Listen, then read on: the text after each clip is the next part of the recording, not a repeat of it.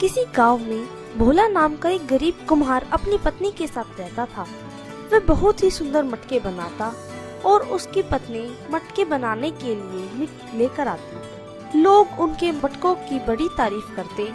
यह बात भोला भी जानता था कि वो अच्छे मटके बनाता है, और भोला ये भी जानता था कि अगर इन्हें पास के शहर में हर पूर्णिमा को लगने वाले हाट में बेचा जाए तो मुझे इतनी अच्छी कीमत मिल सकती है जिससे मेरी गरीबी दूर हो सकती है। लेकिन भोला के पास मटकों को बाजार तक ले जाने के लिए कोई साधन नहीं था। भोला ने आज अपनी पत्नी से कहा, हम कितनी मेहनत करके इतने अच्छे मटके बनाते हैं, लेकिन यहाँ गांव में इनकी अच्छी कीमत नहीं मिल पाती।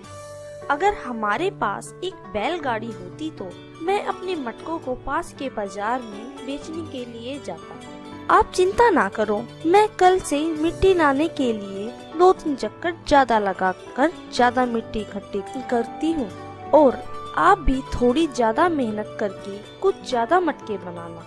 हम मटकों को शहर नहीं ले जा सकते तो क्या हुआ, आसपास के गांव तो बेचने जा ही सकते हैं। हाँ, लेकिन मटके किस में लेकर जाएंगे? 2 मटके मैं ले लूंगी और 2 मटके आप ले लेना।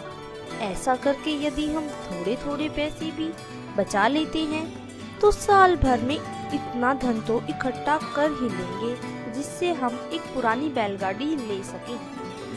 हाँ, ये बात तो तुम ठीक कहती हो, लेकिन इसमें तुम थक भी तो जाया करोगी।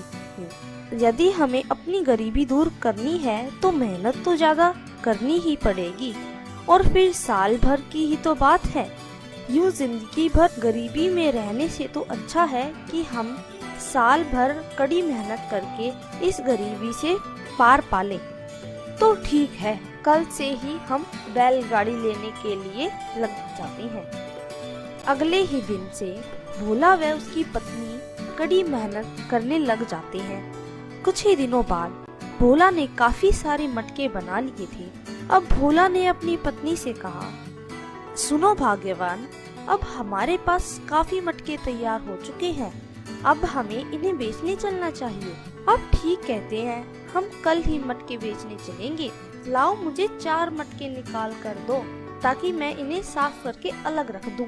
भोला व उसकी पत्नी मटकों को साफ करके सो जाते हैं। जब सुबह भोला ने देखा कि 4 मटकों की जगह 3 मटके ही रखे हैं, तो भोला ने अपनी पत्नी से पूछा, अरे भाग्यवान, तुमने चौथा मटका कहाँ रख दिया? यहाँ तो 3 ही मटके रखे हैं। पर मैंने तो यहाँ 4 मटके ही रखे थे। मैंने इधर उधर भी देख लिया, मुझे चौथा मटका नहीं दिखा। लगता है कोई उसे चुरा ले गया। कोई बात नहीं, अगर एक ही मटका लेके गया है तो कोई जरूरतमंद ही लेके गया होगा। ठीक है, तुम दूसरा मटका साफ करो, फिर लेकर चलते हैं। फिर दोनों मटके लेकर बेचने चले जाते हैं, और कई दिनों तक वो हर रोज ऐसे ही मटके बेचने जाते हैं। एक दिन भोला अपनी पत्नी के साथ शाम को जब मटके बेचकर जंगल के रास्ते वापस आ रहा था तो भोला की नजर एक मटके पर गई जो झाड़ियों के पीछे रखा था। भोला ने अपनी पत्नी से कहा, देखो, वहाँ झाड़ियों के पीछे एक मटका रखा है। अरे, ये तो वही मटका है जो उस दिन चोरी हो गया था। पास जाकर देखो तो उसे।